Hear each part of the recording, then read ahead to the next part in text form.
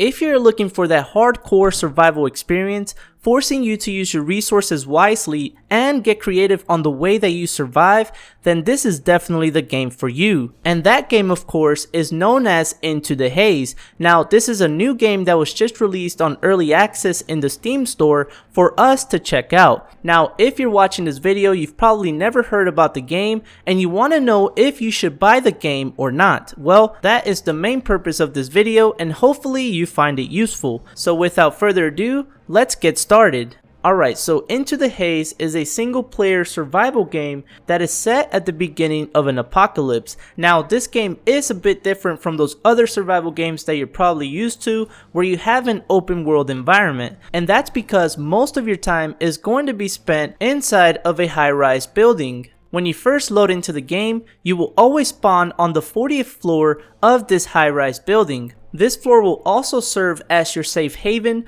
where you'll be able to stash your loot, develop different workbenches to work on weapons, different items to survive in the world, as well as medication that you'll need in case you get infected. On this floor you can also find a garden bed where you'll be able to plant different seeds to grow different crops and herbs. So, with all of this being said, you have to be able to use all of these resources that are available to you and your ability to craft items to stay alive for over 13 days in game. So what does that mean exactly? Well, once you officially reach this time limit, you'll be able to go up to the helipad that's on top of the roof and call for help for someone to rescue you. Now, that does sound very simple and you probably think you can just wait on the rooftop until the time expires, but that is simply not the case, and that's because not everything that you need to survive is gonna be located on this rooftop. Instead, you will be forced to explore the other 39 floors and find the equipment and material that you need to craft necessary items to stay alive.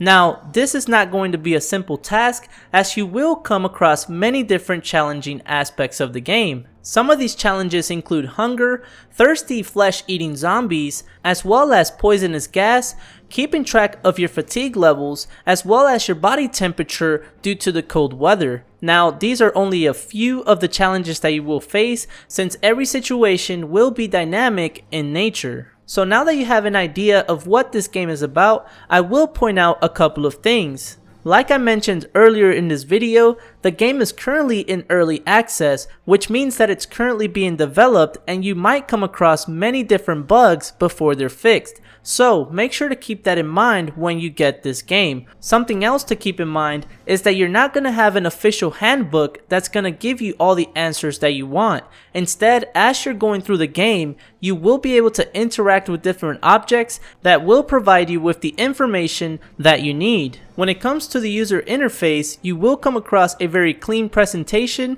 one that a lot of early access games currently don't have. One more thing to keep in mind is that you're currently only able to customize your video settings, graphics, and audio in the game, which means that you won't be able to set up your keybinds how you wish. Alright guys, so with everything that I've already mentioned in this video, is this game worth buying, yes or no? Well, for the $12 that it's currently worth on Steam, I believe that it's worth every penny, and that's because for an early access game, the crafting mechanics along with the way that you're forced to survive with the limited resources that you're given, it truly brings a hardcore element to the game. Please keep in mind that this is only my personal opinion after playing the game for a couple of hours. Alright guys, so I hope you found this video helpful in some kind of way, and if you did, please make sure to smack the thumbs up button so that we can continue to grow our YouTube community. Also, consider subscribing as I will be following the full development of this game.